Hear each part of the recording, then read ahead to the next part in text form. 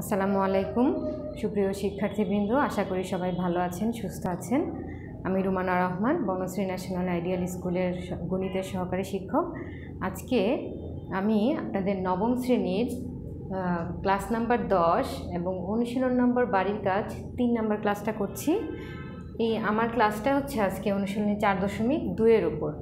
আপনারা দেখেছেন 4.2-এ 5 নম্বর একটা সৃজনশীল আছে। আমরা আজকে এই সৃজনশীলটা সমাধান করব। তবে এই সৃজনশীলটা সমাধান করার জন্য আপনাদের এই চ্যাপ্টারে যে যে সূত্রগুলো দরকার সেই সূত্রগুলো চলেন আমরা আগে দেখে নেই।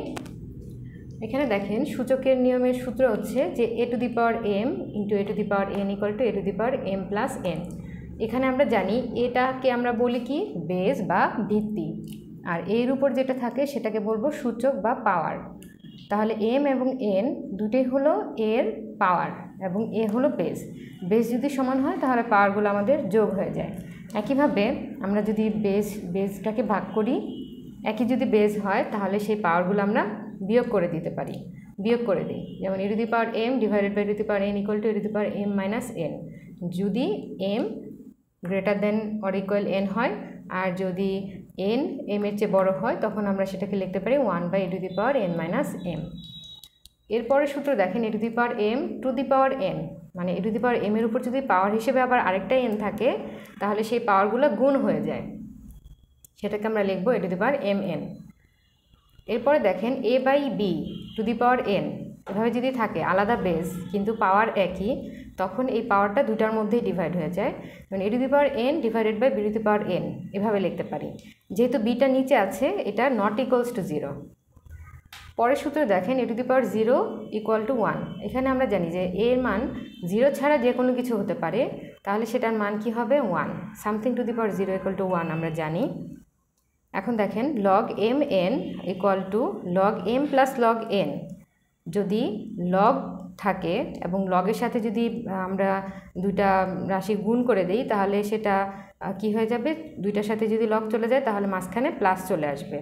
একইভাবে যদি লগ m বাই n হয় তাহলে মাঝখানে মাইনাস চলে আসবে।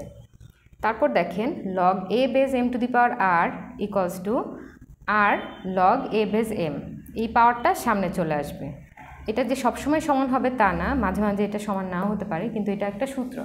আমাদের প্রয়োজনে আমরা এই সূত্রগুলো আজকে কাজে লাগাবো। তো দেখেন প্রথমে আমাদের 5 নম্বর সৃজনশীলে আছে আমাদের এক্স ওয়াই জেড ডাব্লিউ এই চারটা রাশি, চারটা সহগের মান দেওয়া আছে যে x equal to 2, y equal to 3, z equal to 5, w equal to 7।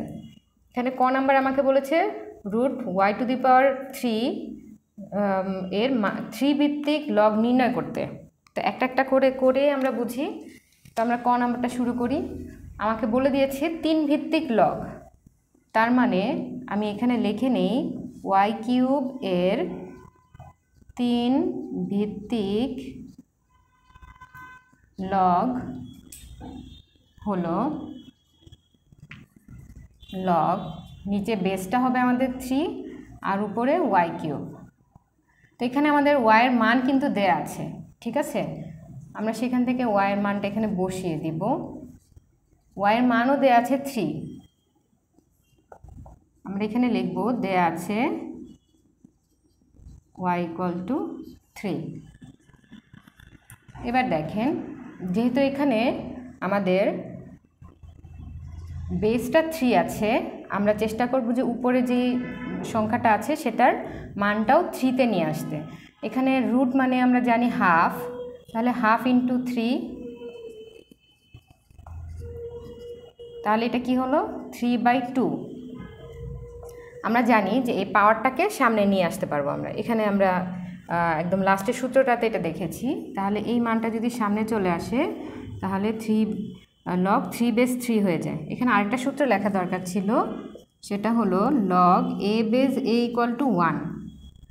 এটা আমরা জানি যে বেস এবং এখানে সংখ্যাটা যদি সমান হয়ে যায় তাহলে তার মান আমরা বলতে পারি 1। সূত্রটা পাশে লিখে দিব। এখানেও আমরা সূত্রটা পাশে লিখে দিতে পারি, যেহেতু log a base m to the power r equal to r log a base m। তাহলে আমার এটার মান চলে আসলো 3/2। এই অংশটা কিন্তু আমাদের আবার গ নাম্বার করতে গিয়ে কাজে লাগবে, আপনারা দেখে নেন। এখন এই হলো আমাদের ক নাম্বার, সৃজনশীল ক নাম্বারটা শেষ হলো। এবার খ নাম্বার আমাকে বলেছে w log x z divided by Y square minus X log Z square divided by X square Y plus Y log Y to the power 4 divided by X to the power 4 Z এর মান নির্ণয় করতে। তাহলে এখন আমরা ওই রাশিটার মান নির্ণয় করি, চলেন।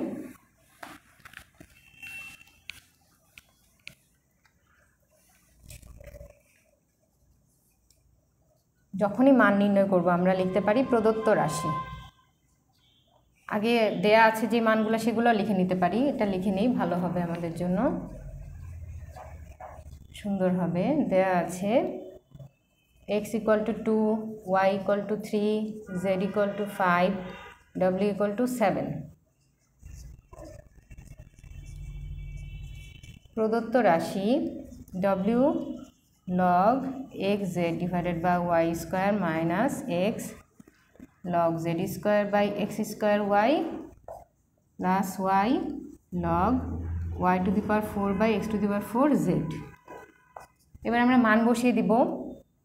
w এর মান হলো 7, log x এর মান 2 ইন্টু 5, y এর মান হলো 3 square minus 2 log 5 square divided by X square into 3 plus 3 log 3 to the power 4 2 to the power 4 into 5।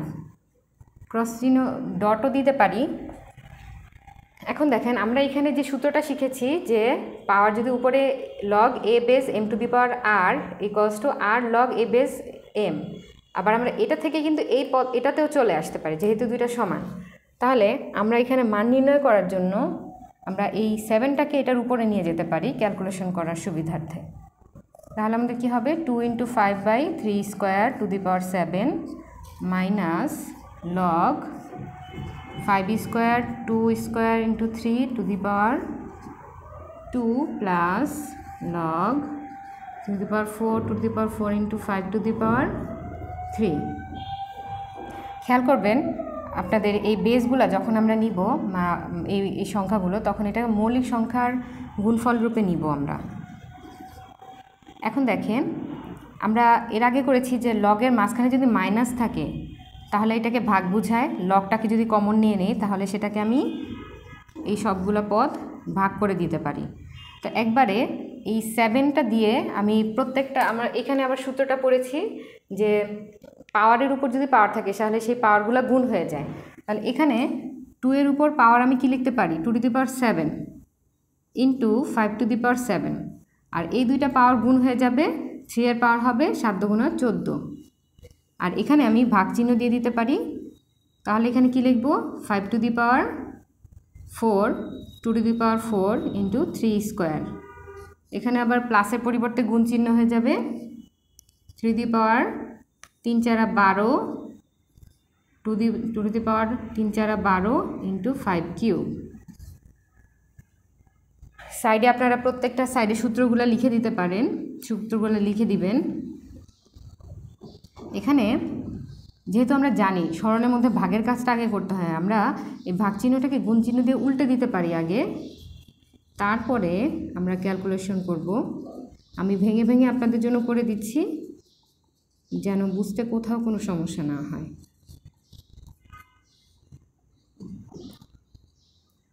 এটা উপরে চলে আসবে, উপরেরটা নিচে চলে যাবে, কিন্তু গুণের সামনেরটা কোনো কিছু চেঞ্জ হবে না। এখন দেখেন আমরা 2 এর পাওয়ার উপরে যেগুলো থাকবে আমরা সূচকের সূত্র অনুযায়ী পড়েছি যে পাওয়ার বেস যদি গুণ অবস্থায় থাকে পাওয়ার যোগ হয়, ভাগ অবস্থায় থাকলে পাওয়ার বিয়োগ হয়ে যায়। তাহলে 2 এর পাওয়ার উপরে যেগুলো আছে সেগুলো সব যোগ হয়ে যাবে 7 প্লাস 4, আর নিচে 2 এর পাওয়ার আছে 14, সেটা হয়ে যাবে -14 ইন্টু 3 টু পাওয়ার 3 এর পাওয়ার উপরে কি আছে 2 প্লাস 3 2 প্লাস 12 মাইনাস 3 এর পাওয়ার এখানে 14 ইন্টু 5 টু দি পাওয়ার উপরে আছে 7 আর নিচে আছে 3 এবং 4 -4 -3 ঠিক আছে। তাহলে খেয়াল করেন এর পরের অংশ আমি উপরে লিখছি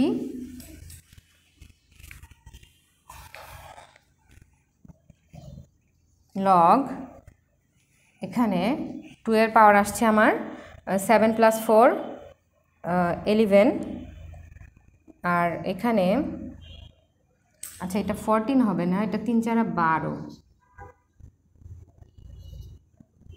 এখানেও 12 হবে। তাহলে 11 থেকে 12 -1 ইন্টু 3 টু দি পাওয়ার, এটাও 14 - 14 3 to the power 0 into 5 to the power, এখানেও দেখা যাচ্ছে 0 চলে আসছে। তাহলে আমরা জানি a টু দি পাওয়ার 0 = 1, মানে সামথিং টু দি পাওয়ার যেটা এর মান যেটাই হোক না কেন সেটার পাওয়ার 0 হলে সেটার মান 1 চলে আসে। এই দুটো চলে আসবে আমাদের 1, আর এটাকে আমরা এইভাবে লিখতে পারি।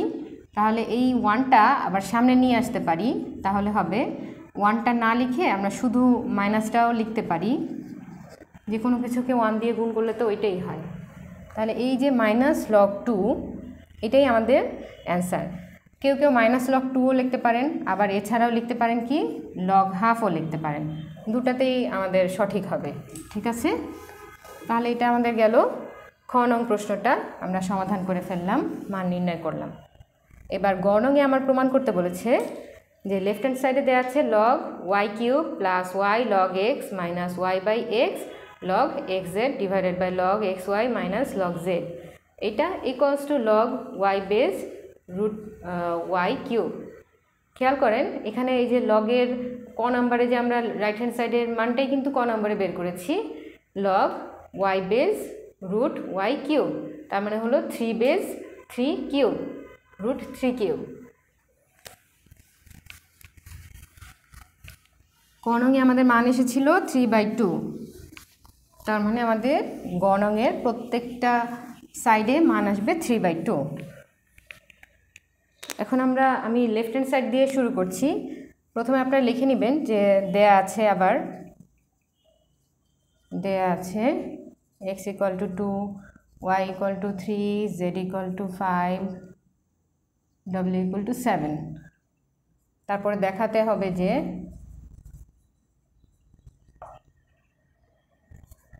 log y³ + y log x - y/x log xz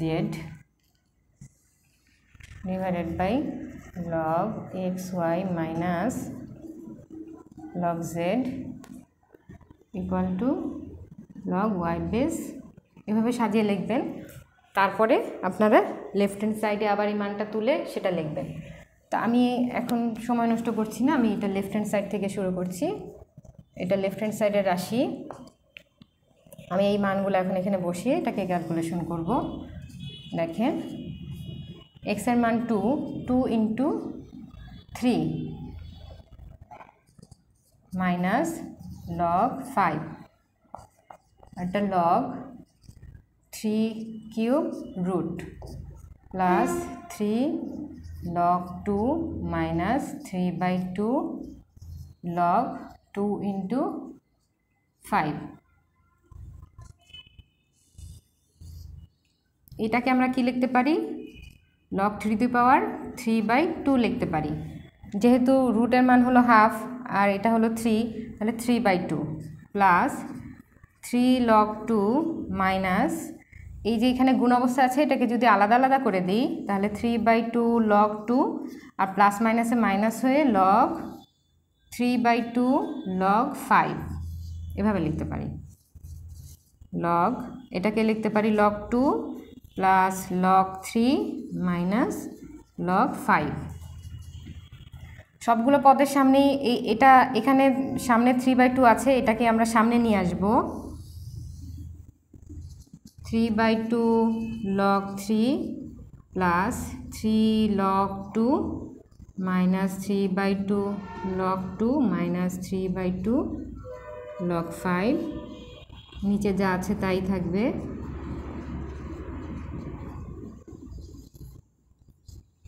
এখন সবগুলো থেকে আমরা 3/2 কমন নিয়ে নিব। উপরে 3/2 কমন নিলে এখানে থাকবে log 3 প্লাস এখানে যেহেতু বাই 2 ছিল না তাই 2টা এটার সাথে গুণ হয়ে 2 log 2 হবে মাইনাস এখান থেকে 3/2 চলে গেলে শুধু log 2 মাইনাস log 5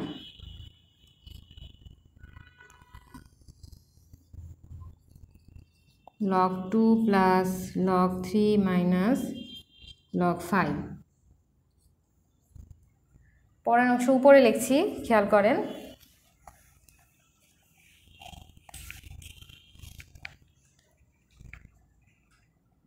এখানে 3/2 উপরে দেখেন দুইটা log 2 থেকে একটা log 2 চলে যাবে আর এখানে প্রথমে log 3 থাকবে তাহলে এখানে plus log 2 minus log 5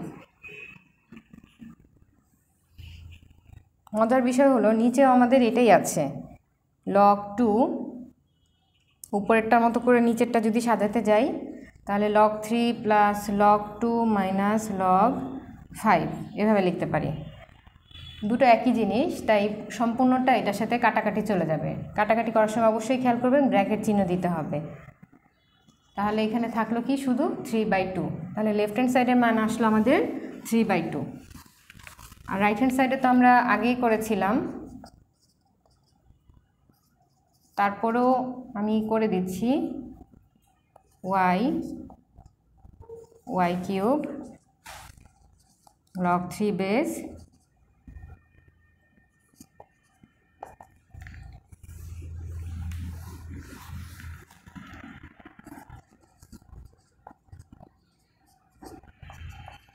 three by two log 3 base 3 equal to 3/2 ठीक আছে সুতরাং left hand side equals to right hand side চলে আসলো যেহেতু দেখাতে বলেছে শোড